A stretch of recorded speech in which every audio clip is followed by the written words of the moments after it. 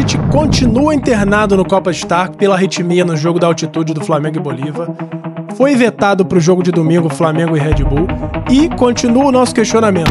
O que mais que precisa acontecer para parar de ter esses jogos na altitude?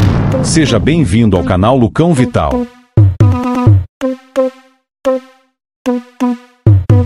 Fala galera, sou o Lucão Vital. Estamos aqui para falar sobre esse assunto polêmico desses jogos na altitude. Antes de mais nada, desejar total recuperação ao Tite, melhoras para ele, que ele possa voltar a exercer a profissão dele, que independente de qualquer tipo de divergência, de discordância em algumas opiniões e algumas escolhas deles no campo, ele é um profissional muito dedicado e merece estar de volta exercendo a profissão o mais rápido possível. Beleza? Hoje a gente vai falar de forma geral nesses jogos que acontecem na altitude, às vezes até com altitudes maiores do que a que aconteceu agora no Flamengo e Bolívar, de 3.500 metros de altitude, se deve continuar acontecendo, os motivos, os possíveis motivos de não haver nenhum tipo de questionamento oficial, que nem a própria Conmebol em nenhum momento cogitar parar de organizar esses tipos de partidas que claramente afetam os times adversários, que envolvem pessoas que não estão acostumadas a fazer nada nessa altitude. Então, hoje a gente vai falar um pouquinho mais sobre isso. Antes de mais nada, lembrar vocês para me seguir em todas as redes no @LucãoVital, no Instagram, no Twitter e no YouTube, e no @Lucão_Vital, no TikTok e no Kawaii.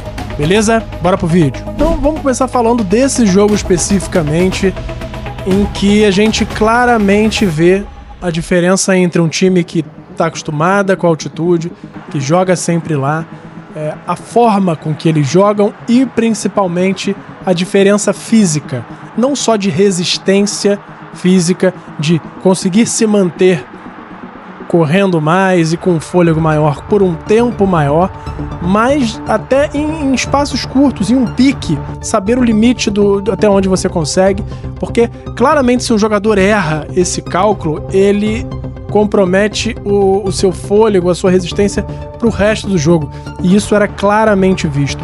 Qualquer tentativa de corrida de um espaço maior, qualquer jogador, inclusive os que normalmente já correm o jogo inteiro em condições normais, como o De La Cruz do Flamengo, você via que claramente há uma diferença gritante naquilo. Os contra-ataques do Bolívar, os jogadores do Flamengo você via que estavam se esforçando ao máximo para correr, mas praticamente não saíam do lugar. Enquanto que os atacantes do Bolívar, que não pareciam ser jogadores dos mais velozes, como o brasileiro Bruno Sávio, por exemplo, num trote passava os jogadores do Flamengo que faziam movimentos de esforço muito grandes, ou seja, é um caso muito, muito gritante, e isso em relação a físico, a corrida. Ainda existe mais ainda a questão da força do ar, de qual velocidade que a bola pega com uma força menor colocada, a calibragem do chute, tudo isso. Isso é um pouco mais plausível por conta de existir em alguns momentos locais com mais vento, com menos vento, e aí nesse caso da altitude, inclusive, é em relação à resistência do ar. Então é algo que, se fosse só isso, não houvesse a questão prejudicial à saúde, poderia ser discutida até a possibilidade de continuar existindo esses jogos na altitude. Mas não, a questão da saúde é a principal aí e é a que mais precisa ser discutida, precisa voltar essa discussão, precisamos voltar a bater nesse ponto até que seja tomada uma decisão de não haver mais jogos a partir de determinado nível de altitude. E eu digo voltar porque em 2007, se eu não me engano, a FIFA proibiu os jogos acima de 2.500 metros do nível do mar. Esse jogo do Flamengo agora essa semana, por exemplo, foi a 3.500. De lá para cá, em algum momento, que eu preciso confirmar que isso foi revogado e voltou a ser liberado, provavelmente por pressão política, porque eu vou mostrar aqui para vocês agora que isso, quando aconteceu naquela época, logo em seguida houve um protesto do Evo Morales, o então presidente da Bolívia.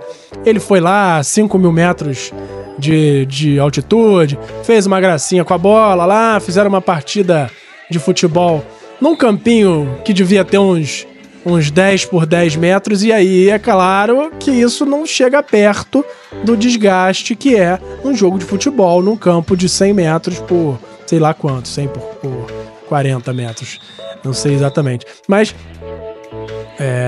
por essa pressão política é que provavelmente isso voltou a ser permitido, e muito provavelmente é por isso que a Conmebol hoje nem comenta mais, nem leva à discussão um possível banimento, um possível bloqueio dessas partidas acima de um determinado nível, por exemplo, de 2.500 metros, que é como foi já proibido em algum tempo atrás.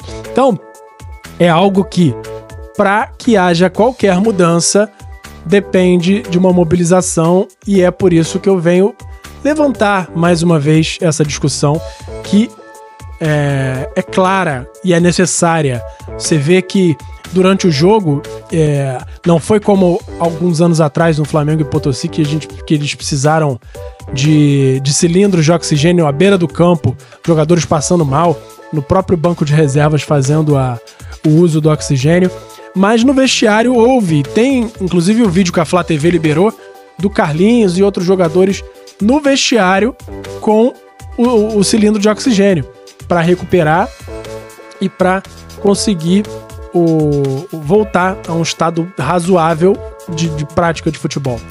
E tem um ponto principal que a gente até bateu na tecla em tom de brincadeira nos shorts, do fato do Rossi ter catimbado bastante, enrolado muito na hora dos tiros de meta, e fez com que o Flamengo ganhasse tempo, mas não era só tempo em relação a correr o tempo para o jogo acabar mais rápido. Isso foi crucial para que os jogadores conseguissem recuperar o fôlego, senão o estrago poderia ser muito maior. Então, a mensagem de hoje é basicamente essa.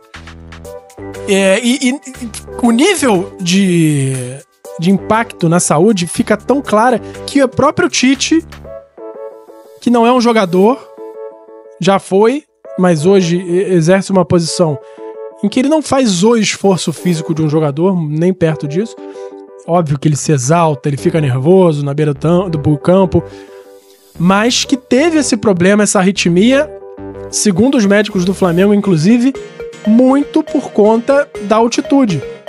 Então ele, que não é nem um cara que está fazendo um esforço muito grande, foi prejudicado e inclusive está internado desde a volta. Assim que ele pousou no Brasil, ele já foi levado para o hospital e continua internado e vetado para o jogo do Flamengo de amanhã, de domingo, às 8 da noite contra o Red Bull. Então fica claro que não é só uma questão esportiva.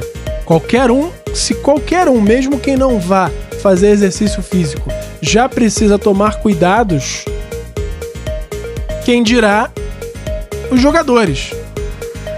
E aí a FIFA, a Conmebol e todas as entidades continuarem permitindo que haja esse tipo de evento nessa altitude, com essa diferença, com esse nível de influência nos jogos, é algo inadmissível e que a gente precisa colocar isso em pauta, voltar isso à discussão, para que volte a ter uma relevância e fazer um movimento para que a gente volte a ter pelo menos isso em discussão e que chegue nas autoridades, nas entidades do futebol, para isso voltar a discussão e ter uma possibilidade pelo menos de um limite nisso aí.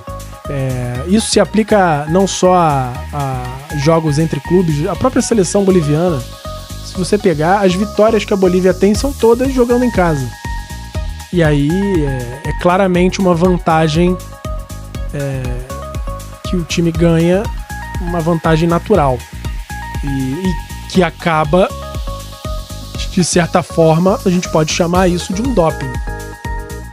Óbvio que não é um doping tradicional, em que um jogador faz uso de determinada substância para ter uma vantagem, mas é uma forma de ter vantagens, e vantagem não diretamente ligada a desempenho, uma vantagem ligada a uma condição e uma vantagem clara, explícita.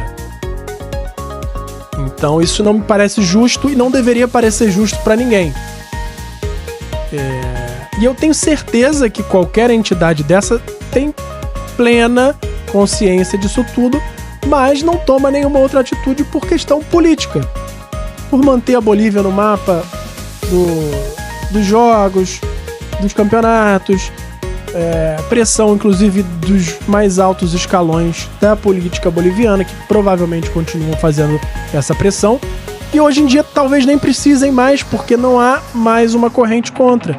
Ninguém mais levanta muito essa bola de barrar os jogos. Todo mundo comenta muito do quanto isso é prejudicial, toda a influência, mas não vejo mais recentemente nenhum movimento de banir esses jogos. Então, é algo que a gente precisa tentar voltar a colocar isso à tona e fazer com que exista no mínimo essa discussão.